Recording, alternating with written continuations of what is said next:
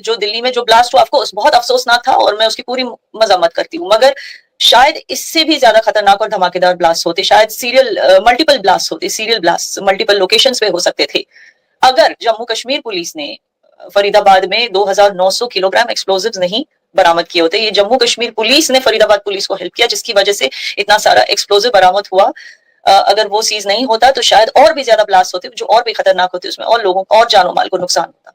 मगर आप सोचिए कि ये वही जम्मू कश्मीर की पुलिस है, जम्मू कश्मीर के लोग हैं, जिनकी मेहनत की वजह से जम्मू कश्मीर की पुलिस अगर बगावत पे उतरी होती, अगर बगावत करना चाहती भारत से, अगर जम्मू कश्मीर के लोग भारत से बगावत करना चाहते, तो जम्मू कश्मीर की पुलिस क्यों जाती फरीदाबाद तक हेल्प करने के लिए? वो तो कहते हमारे जुरिस्डिक्शन में नहीं आता, हम क्यों आए, हम क्यों जाएं? वो तो ऐसे ही कहते, लेकिन उन्होंने मदद की। और उनकी मदद कौन करते हैं?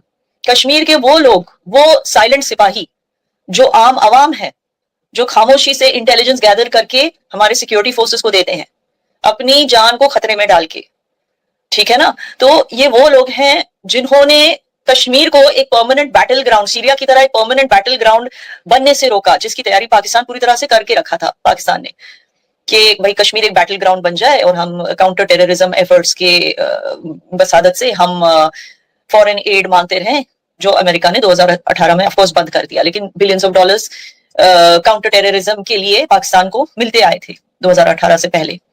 तो उसी के फिराक में जो है पाकिस्तान हमेशा चाहता है कि कश्मीर एक बैटल ग्राउंड बना रहे।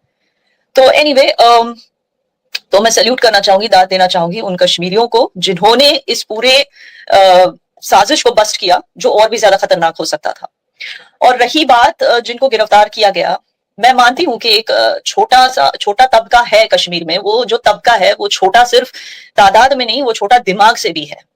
ये ऐसा तबका है ना, ये इतना जजमेंटल सोसाइटी है ना कश्मीर का, इससे कश्मीरी खुद परेशान है। इतना जजमेंटल सोसाइटी है कि अब डॉक्टर उमर की हम बात करेंगे, वो वन ऑफ द सस्पेक्ट्स हैं जिनको अरेस्ट किया गया है। जब तक इन्वेस्टिगेशन मुकम्मल नहीं होती, मैं नहीं कहूंगी कि डॉक्टर उमर मुजरिम है, मैं ऐसे कुछ नहीं कह रही हूँ। इन्वेस्टिगेशन पे छोड़ देते हैं, जो सामने आएगा फिर हम उसी को मानेंगे, लेकिन अभी तक इन्वेस्टिगेशन चल रही है। लेकिन डॉक्टर उमर की सिस्टर इन लॉ के घर लोकल कुछ जर्नलिस्ट गए, उनसे बातचीत की कि आपका क्या कहना है कि आपके ब्रदर इन लॉ को इसमें सस्पेक्ट माना गया दिल्ली ब्लास्ट में। तो कहने लगी कि जी वो बहुत अच्छे इंसान थे, मैं क्या बताऊं, वो बहुत अच्छे इंसान थे। अच्छा, क्यों बहुत अच्छे इंसान थे? क्योंकि वो हमेशा चुपचाप रहते थे, वो सिर्फ पढ़ाई करते थे, बहुत अच्छे इंसान थे। मुझे बताओ रिबाहा, चुपचाप रहने से, पढ़ाई करने से कोई इंसान, एक्चुअली वो इंसान इतना जो चुपचाप रहता है, वो इंसान एक्चुअली अगर मैं बताऊं वो सिस्टम के लिए खतरनाक है, वो सोसाइटी के लिए खतरनाक है।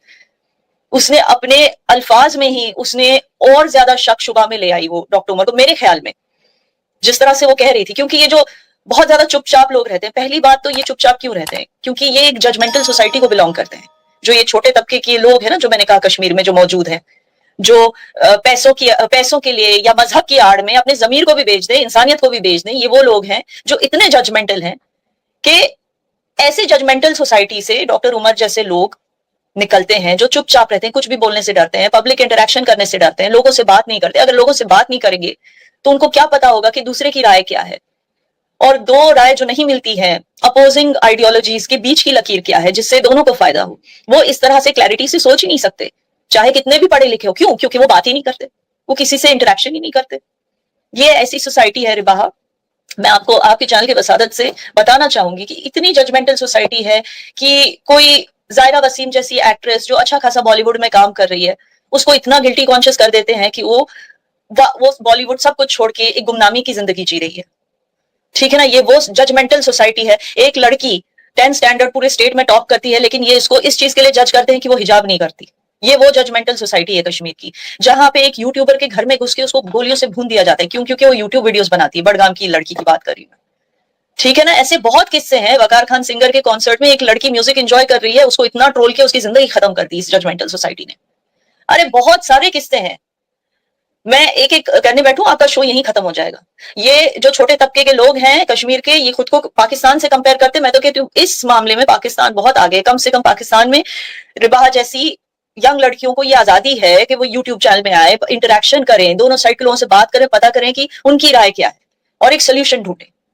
तो ये चीज जो है मतलब पूरी तरह से मैं नहीं कहूंगी कि इसमें कश्मीरी इन्वॉल्व है या नहीं है, लेकिन इस तरह के लोग जो हैं they are dangerous for the society. जी सही हो गया। उस्मान आपकी तरफ आते हैं। अभी आपने देखा कि इस्लामाबाद में भी ब्लास्ट हुआ। इसके पीछे हमारे मतलब ऑफ़िशियल स्टेटमेंट्स भी हमने कुछ देखी कि उसको ब्लेम किया जा रहा है कि इंडिया ने किया और जब उससे पहले हमने देखा कि रेड फोर्ट पे भी अटैक हुआ। मतलब कहा ये जा रहा था कि पाकिस्तान इसके ताने-बाने पाकिस्तान से जोड़ते हैं और उसके बाद जब इस्लामाबाद में हुआ तो हमने भी कहा कि इसके ताने-बाने जो हैं वो इंडिया और अफ़गानिस्तान से जुड़ते हैं।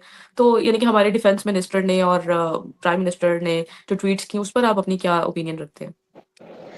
देखें रिवाज जी, पहले तो मैं इंडिया में बड़ी एक सरप्राइजिंग डेवलपिंग सिचुएशन है कि इस बार उन्होंने पाकिस्तान को ब्लेम नहीं किया। आल दो हमें उनके मीडिया में मेन स्ट्रीम जो उनका मीडिया है जिसे गोदी मीडिया कहते हैं, कुछ हमें ऐसे टिकर्स तो चल रहे हैं कि ये पाकिस्तान और इस तरह से, बट हम ऑफिशियल देखें और एक जो पूरा एक माहौल बनाया जाता है जैसा आफ्टर पहलगाम बनाया गया था, तो इस बार वो नहीं है। तो ये एक बड़ी सरप्राइजिंग चीज है कि अगर वो ऐसा माहौल बनाते हैं तो फिर जंग में जो कुछ हुआ अभी तक, जो ट्रंप तैयारों की बात करते हैं, देखिए परसेप्शन क्या है, परसेप्शन यही है इंडिया के तैयारे गिरे हैं। हाल तो इंडिया वाले तो नहीं मानते आप देखें, बट एक परसेप्शन यही है कि इंडिया के तैयारे गिरे हैं। पाकिस्तान जीता है, इंडिया जीता है, बट परसेप्शन जो बन जाता है आजकल वही हकीकत बन जाता है। तो अब वो पाकिस्तान को इसमें इन्वॉल्व करते हैं। आप देखें ना, मतलब इतनी एजेंसीज हैं, अभी तक कोई कंक्लूजन नहीं है। टिल नाउ में हम वीडियो जब ये कर रहे हैं तो कोई कंक्लूजन नहीं है। ये सुसाइड बम्बर था, ये क्या था, ऑफिशियली बात कर रहा हूं। तो दे आर कंफ्यूज कि अगर वो इसमें पाकिस्तान को इन्वॉल्व करते हैं तो फिर उन्होंने तो ऑपरेशन सिंदूर को कंटिन्यू किया हुआ है, फिर उनको जंग करनी पड़ेगी, और जब जंग करेंगे तो ऑलरेडी जो करंट गवर्नमेंट है बीजेपी की, दे आर वेरी अनपॉपुलर, तो फिर वो और उनके लिए मसले मसाइल बनते हैं। आप देखिए ना, इंडिया में लोग बिलीव करने को तैयार नहीं है भाई जी। मैंने आपके पिछले शो में बताया था, और आप इंडिया के लोगों से बात करें, हालांकि वो जो बातें करते हैं कि भाई इलेक्शन हो रहा है इस वजह से ये सब कुछ, आप देख लें, मैंने पिछली वीडियो में आपको डिटेल से बताया किस तरह के इंडिया के लोगों की पल्स है कि वो अटैक के फौरन बाद शुरू हो गए कि अब मोदी जी इसको जलसों में केस करेंगे, ये मुसलमानों के खिलाफ है, ये इलेक्शन की वजह से है। मतलब कि कोई आपको 5% इंडियंस भी नहीं मिलेंगे जो इस बात को बिलीव करते हो कि भाई ये टेररिज्म का एक्ट है या पाकिस्तान ने कराया ये ऐसा कुछ। बट जाहिर सी बात है, आपने देखा था कि वो रोहित शर्मा जी भी जिस तरह से बात कर रहे थे कि जो ऐसी बात करते हैं उसको आईएसआई के एजेंट करार देते हैं, ये वो। बहरहाल जो डेवलपिंग सिचुएशन ये है कि उन्होंने ये रास्ता चूज नहीं किया और उन्होंने दूसरा रास्ता चूज किया पाकिस्तान के अलावा का। अब अगर उन्होंने वो रास्ता चूज किया है तो वो रास्ता इस बात की निशानी है कि पाकिस्तान की इन्वॉल्वमेंट नहीं है कश्मीर में। पाकिस्तान ने कश्मीर से हाथ उठा लिए और डोमेस्टिक इंसर्जेंसी है। कश्मीर का जो मसला है, जो हम हमेशा से कहते हैं कि जैसे आप इट्स इंडियन। यहाँ पे जैसे पश्तूनों की इंसर्जेंसी है वैसे ही ना, कोई बात नहीं। लेकिन मुझे एक बात बताएं मेरी बात तो, उस्मान। नहीं मेरा नहीं, आप आर्गुमेंट तो आपने कंप्लीट आपने मेरे देश की बात की इसलिए मैं सॉरी, बिकॉज मैं भूल जाऊंगी। मुझे बस एक लाइन पूछनी है, आप कंटिन्यू करें। उसके बाद आप कह रहे हैं कि इंडिया उस रास्ते नहीं जा रहा, पाकिस्तान को ब्लेम नहीं करना चाह रहा क्योंकि वो फिर से वॉर नहीं करना चाहता पाकिस्तान के साथ। लेकिन पाकिस्तान तो जो अटैक्स हुए हैं उसके लिए इंडिया को ब्लेम कर रहा है, तो क्या पाकिस्तान वॉर पे जाएगा, भारत के साथ जाना चाहेगा, या जी आपको मैं अपने उसी लोगों बात की पे परवाह नहीं है? जी मैं दूसरे पोर्शन में उसी क्वेश्चन पे आ रहा था, बस मैं इसको कंप्लीट कर देता हूँ, आपके सवाल का भी मैं जवाब देता हूँ। वही रिवायत जी का भी सवाल था। तो अब दे आर इन सिचुएशन के वो, अब जाहिर सी बात है पाकिस्तान को हटा दिया तो एक डोमेस्टिक इंसर्जेंसी है, व्हाइट कॉलर टेररिज्म है, डॉक्टर इन्वॉल्व हैं और ये सब कुछ है। और उसका पीछे आप देखें ना, क्यों एक अच्छी, आप देखें डॉक्टर इस चीज में इन्वॉल्व है तो वो किस वजह से इन्वॉल्व है। आपको देखें ना भाई, मैंने पीछे भी आप बात की थी, अब कश्मीर में इलेक्शन हुए हैं, वहां की अवाम ने जिस सीएम को मुंतखब किया है, आप देखें पहले तो करंट गवर्नमेंट बहुत ज्यादा हमें बयानियां अलापती है कि कश्मीर में तरक्की होगी, कश्मीर में हमने ये कर दिया वो कर दिया, बट उनमें हिम्मत नहीं हुई कश्मीर में एज पार्टी, मतलब इलेक्शन उस तरह से पार्टिसिपेट करके जीतने की। जो जीते हैं उनको पावर्स नहीं दी जा रही।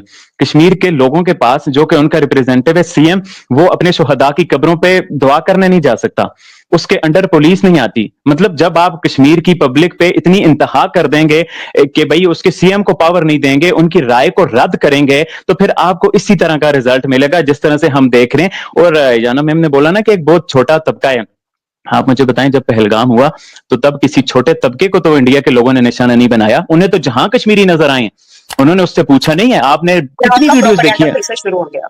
नहीं नहीं, ये अच्छा आपका मेरी बात तो प्रोपेगेंडा है। कंप्लीट होने देना। नहीं नहीं अब नहीं, आपकी मैं बात अगर वीडियोस भी, छुपती है तो मतलब नहीं है ना, यहाँ की बात का शो खराब हो जाएगा। जहां तक आप बोल रहे थे, आप सही बोल रहे थे, मैं चुप थी।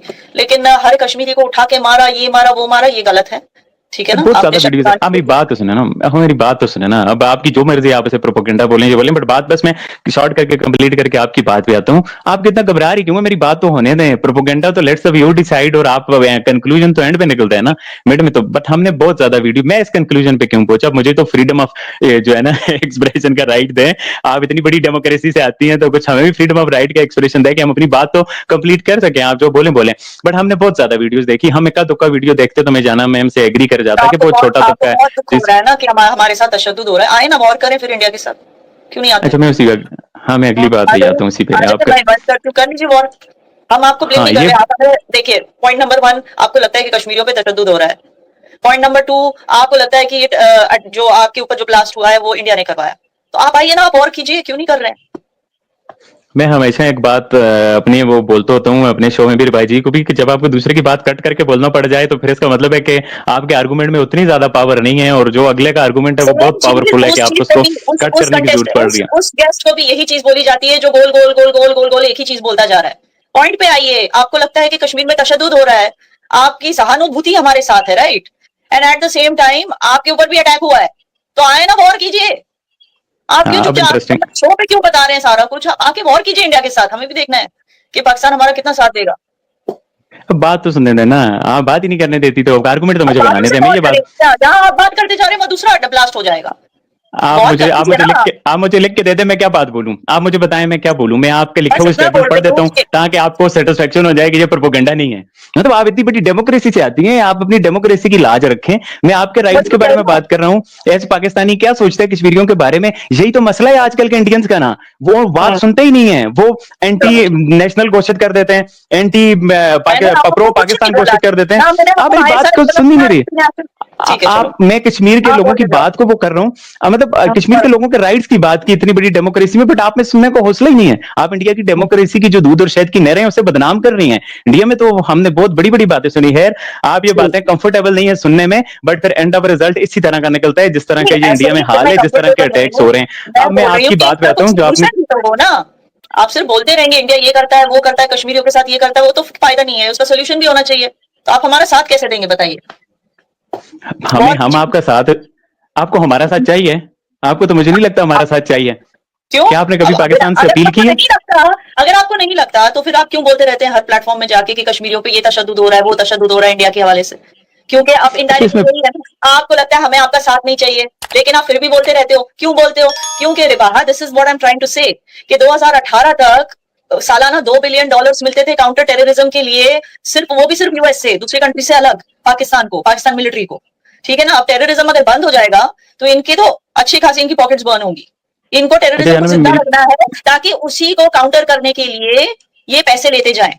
ठीक है ना? तो उसके लिए उस्मान जैसे लोग जो है वो, उनको इस तरह से बताया जाता है कि आप बोला करो, भारत जो तशद्दुद कर रहा है कश्मीरियों पे उसके बारे में बोला करो जितना चाहिए, बिकॉज आप अच्छे मुसलमान बन रहे हो ऐसे बोल बोल कर, लेकिन एक्चुअली ये मजहब के लिए नहीं हो रहा है, ये हो रहा है पैसों के लिए। लेकिन मेरा पॉइंट ये है रिबाहा कि हम ये पता करने की कोशिश करें कि अब ये प्रोपेगेंडा साइड में रखो। भारत नहीं बोल रहा है कि उसको वॉर नहीं करना है, ठीक है? आप बोल रहे हो आप वॉर कर लो, वो भी नहीं, तो फिर क्यों ही बोल रहे हैं? आप सवाल ही बदल लो। नमस्कार दोस्तों, एक और वीडियो में आपका स्वागत है। जैसे कि याना मीर ने भी बोला कि दिल्ली ब्लास्ट बहुत ख़तरनाक था और भी बहुत सीरियल ब्लास्ट करने की योजना उन लोगों की थी, और ये कहीं ना कहीं पाकिस्तान का हाथ तो इसमें है। और जो इन्वेस्टिगेशन में आया है कि 2900 किलो RDX पकड़ा गया है फरीदाबाद से, और भी ख़तरनाक ये ब्लास्ट हो सकता था। पर पाकिस्तान के जो मंसूबे हैं वो तो कामयाब कभी नहीं होंगे। पाकिस्तान को अपना घर पहले देखना चाहिए, क्योंकि पाकिस्तान में इतनी किल्लत है, इतनी दिक्कत है, खुद ही TTP उनको मार रहा है। पर उनको सिर्फ इंडिया में क्या हो रहा है उन लोगों से, उनसे मतलब है। तो याना मीर का जवाब आपको कैसा लगा? आप अपनी राय कमेंट बॉक्स में ज़रूर बताइएगा। चैनल को लाइक, शेयर और सब्सक्राइब कीजिए।